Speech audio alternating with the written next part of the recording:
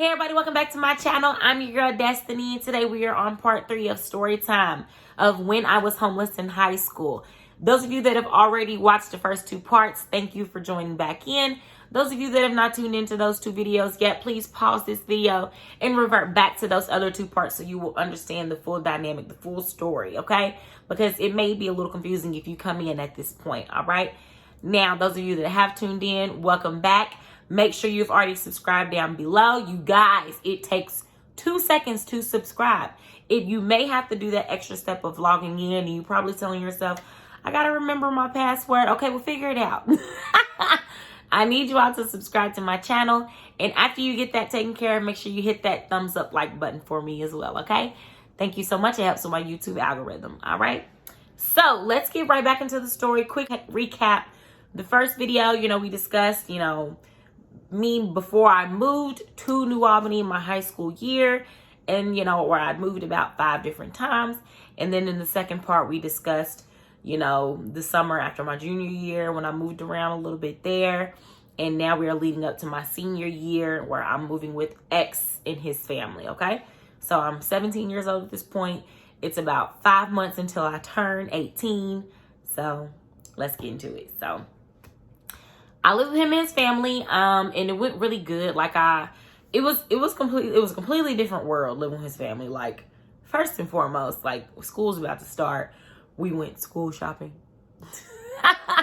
Okay, like I wasn't used to that. I'm not gonna say that we never went school shopping in my family, but it was typically we went to different places that were giving away back to school things, which I appreciate everyone that does things like that in the community where they give out backpacks and school supplies, because if it weren't for places like that, I wouldn't have had a lot of things when it was time to start school, okay?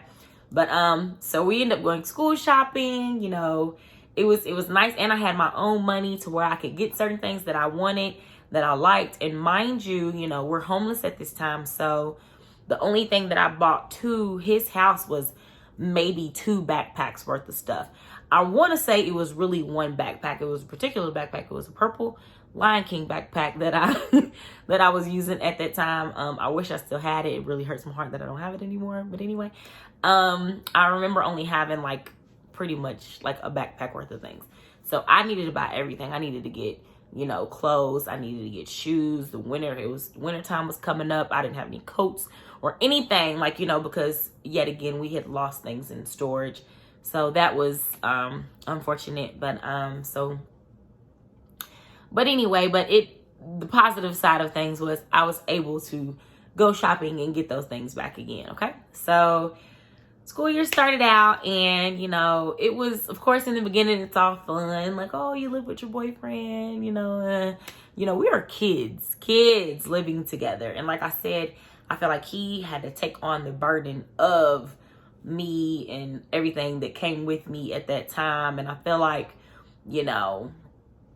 looking back on it, at that time, it was like, oh my gosh, I'm looking at him like, oh, my hero, and I think after a while, he kind of felt forced to be with me. I felt like it was kind of even if he didn't want to be with me anymore, he kind of was obligated. I don't think he felt like that for a while, but I just, I know that is something that he had to think about whenever it wasn't the honeymoon stage anymore, okay? So it started to be tension in between me and him. Never me and his family, it was always good. They always welcomed me. They always made me feel like family, and he never directly, intentionally made me feel out of place. But I think after a while, after having that, mindset of I'm a burden, I'm in the way, I need to figure out a way to where I'm not in the way, after having to move so many times, I think even if they weren't intentionally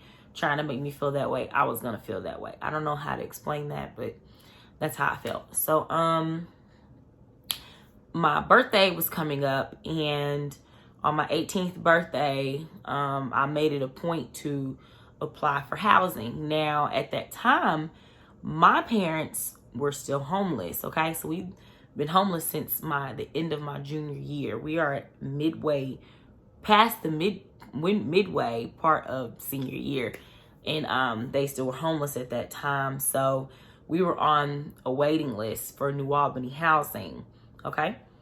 When I turned 18, I applied for housing myself so I could have my own apartment, because it was to the point where I was tired of waiting on them. I was tired of relying on them. You know, I knew at some point, even if we got an apartment together back with my parents and my family, and in my mind, we were going to end up right back in the same type of situation. And I wanted to take control of that situation by choosing to get my own place. Okay.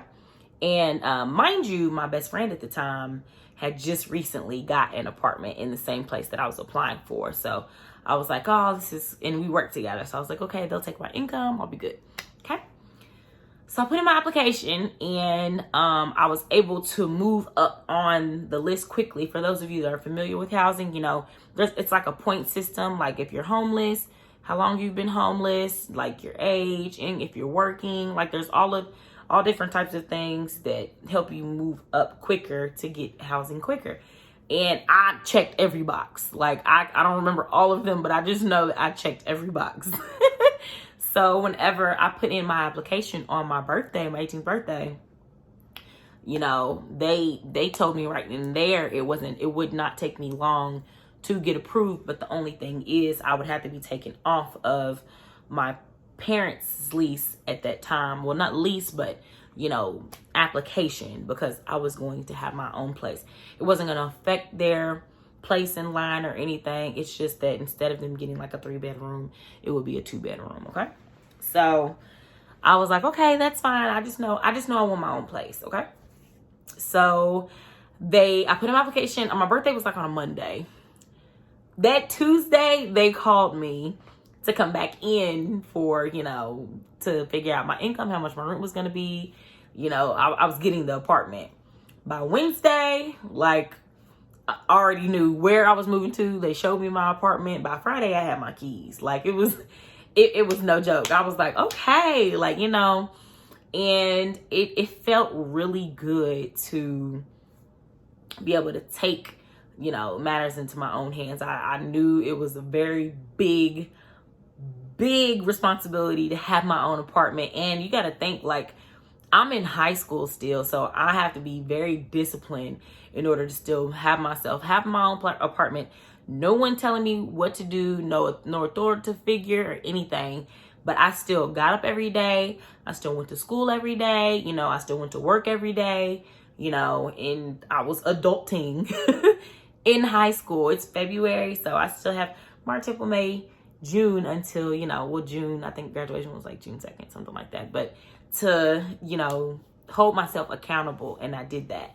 Now, it came a point where I had to decide whether or not X was going to come with me. Like, I initially started out at the apartment by myself, like applying by myself, but he ended up coming with me, which, looking back on it, was a mistake. I don't regret anything, but I do believe that, like, I thought because we were good at his parents' house, we would be good there. And whew, that was a whole nother, you know, world. You know, you really get to know somebody when you live with them. But anyway, so I had my own apartment in high school, and my graduation came up. And when it was time for my graduation, you only get about 6 tickets, maybe 8 tickets for graduation. And like, it's limited. It's different in Indiana because they have it in the auditorium, opposed to in Louisville where they have it like at the fairgrounds in a big old arena or whatever. But so it was a limited amount of tickets, and my family, my parents at the time, was upset with me for getting my own apartment. They felt as if by me getting my own place, it jeopardized them getting their own place. Like, it was going to slow down the process for them. But mind you, we've already been homeless for about a year, over a year at that point, to where it's like, even before I got my place, it was already a long time. And regardless, I knew for a fact it did not affect them moving up or down on the list. Okay. So they were talking about not coming to my graduation. They were upset at me. And quick disclaimer, because I know that they may be a little upset that I'm discussing this, but you know, it's part of it is part of the story. I have to kind of include it because, you know, it affected me emotionally, like by dealing with that. It made me feel bad. It made me feel like I was doing something wrong for trying to do the right thing and have my own place and take care of myself. You know, it definitely affected me. So that it really sucked. But they were discussing not coming to my graduation at one point. Now they ended up coming. They were still there, but they were upset at me for for having my own place, and that bothered me for a while, for a long time. It made me like question whether I was doing the right thing or not, and it really sucked because it made me feel like I was kind of like turning my back on my brother, who was still homeless at the time, like, you know, and it just made me feel really bad. But at the end of the day, he was always welcome to come to my house, which when I got my own place, my little brother stayed in my house. It didn't matter what apartment I lived at, he was always there. Like, I always made sure to look out for my baby brother because I knew how that felt, to feel like, you know, you were being homeless and then in the way or whatever. So he was always at my house, always in my house. Like, it's why me and my baby brother, I like this to this day. Jamal, yes, okay. But anyway, so I graduated high school, and right before I graduated, my boss came to me and she asked me, she was like, hey, like, do you want to go into management and go into management at McDonald's? Because I was only going to school half the day. I was going to be able to graduate early, but I just went to school like a half a day. And then I would get out of school at about 11 o'clock, maybe 10:30, something like that. And I would go directly to work. So like I said, I was working side by side with my GM all the time.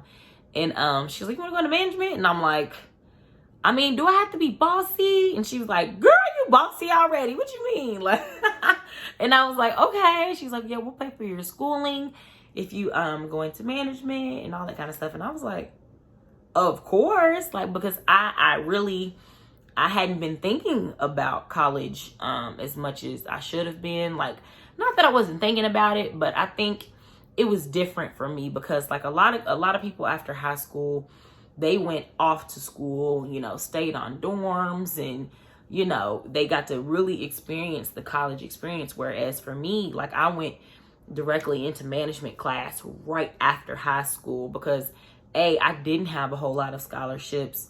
Like, I did get a horseshoe scholarship for about $10,000, you know, but I didn't have a whole lot of college money. I didn't have a lot of that. So and my grades weren't amazing. They weren't horrible, but they weren't amazing.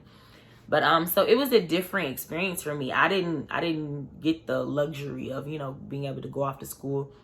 I guess I could have if I would have given up my apartment, but I think at that time I was just thinking, no, like, I need, because then at the end of the day, when you come home from school, where are you gonna go? Like, it was a lot that I felt like I was thinking about. But and I was like, I can just go to school here in town and keep my apartment, you know. But I went directly into the workforce, and I don't regret it at all. I took a year off from school, and I went into management, and I became a manager at 18. And after like a year after becoming a normal, like, hourly manager, I interviewed when I was 19 to become a salary manager, and I ended up getting that promotion. And by that time is when it was time for me to start school. So I started going to school. At first I was going to school full time, and I was working 45 hours a week, and it was crazy. Like, it was a lot. Like, oh my gosh, it was a lot. But I did enjoy it because I felt like I had, like, something that I could make out of a career right here, which was McDonald's. But then at the same time, I still was going to school I wanted to be like a social worker at that time. So I was like, I'm still, you know, working towards my goal while I have a pretty decent job here. But me working 45 hours and having a big role at my job, it was affecting school and my grades. And I ended up cutting back and going part-time to school and working full-time at McDonald's, which, you know, that I'm kind of like iffy about, like, if I made the right decision. I used to like really wonder back then. But I will say, I was able to take still. Now I'm not done. Don't judge me. But I'm able to take my time with school because I have, a good job. Like even while I was in school, I kept getting promoted, because you start out as an hourly manager, and then there's steps going towards, different departments as a salary manager that lead you up to preparation to being a general manager, in which I interviewed to become a general manager at 22. So I became a GM right after I turned 23. I interviewed at 22, and then I turned 23 like a month later, and I got promoted. So I became a boss very young, and I was grateful for the fact that I had a good career. I had my insurance good, vacations are good. They're paying for my schooling, so I can take my time. And like I said, I had that scholarship that I was using prior to me accumulating tuition reimbursement at McDonald's. But it was nice to be able to utilize McDonald's and then paying for my school, because like I said, I could kind of go at my own pace for school. Okay. But I don't regret it at all. I've changed my major so many times. I used to want to go into social work for the longest, but then when I kind of like really started to dive deep into it, and I know a couple of people that have went to school for social work and have degrees in social work, it was kind of like, you really don't make a lot of money. You really got to be into it, because you just got to love it. And it's not that I didn't think that I would still love it. It was like, well, I'm pretty much making more than I would doing that, and I do enjoy my job. I can still kind of do that in a sense. Like, it's not social working, of course, like being like an actual social worker or a CPS worker or something like that, but I can still talk to kids that work for me, kids that have things going on at home that I can relate to. I can always spot out kids that have things going on at home, because I was that kid. So I've met all kinds of kids over the years that still talk to me to this day, that I'll do reference letters for them, job recommendations for them, things like that. So it's not social work, but it's my way of being able to give back, along with me telling my story right now. But so I work for McDonald's. I still work for McDonald's. I actually hit 10 years this year on April 19th of 2011. Like, I can't believe I'm old enough to have a job for 10 years. And actually next year I will qualify to get a company car. So there will be 6 different types of cars that I'll be eligible to get next year, where they will pay for my car, my gas, my insurance, maintenance, everything. Like, it's gonna be so exciting, like, to be able to say that I work for a company that does all that for me, pays for my school, and they've definitely given me a good life that I have now. Like, I'm a very comfortable life, and I'm able to, still have a good work-life balance where I can record YouTube videos, spend time with my friends, and still run a business at the same time. So it's nice, and hopefully soon I will be done with school soon. You guys, I don't have a lot of courses left. I'm just, I'm a huge procrastinator, and I'm just taking my little time with my little one class a semester, But it's been a long road. In conclusion, like, I love my parents. I love my family, especially my siblings. Me and my siblings are very close. There's a lot, people just would not understand what it took for us to get to the point that we are at today. We definitely do not look like what we've been through. We all have different testimonies, because you got to think, like, at the time that I was going through this, it was just me and my little brother in the house, at that time. But they have their own stories of experiences that they had growing up. They have their own experiences and perspectives of having to take care of me and my little brother. So, everybody could look at it differently. I don't want anyone to feel like this is me bashing my mom or my dad. This is just me telling my story. I'm not trying to, hurt anyone's feelings or make or down anyone. I'm just giving, this is my testimony, and I hope that by me telling this story, it can help someone that has maybe been in a similar situation, or that has some things going on at home, to know that you can go through all of those kind of things and still come out of it and still be happy, still, have a good life, whether you don't have the best head start at all. It's possible, and I do feel like I am living proof of that. So everybody, thank you for watching this story time. There will still be more story times to come in the future, but for today we are concluding when I was homeless in high school, and I hope you all enjoyed this story.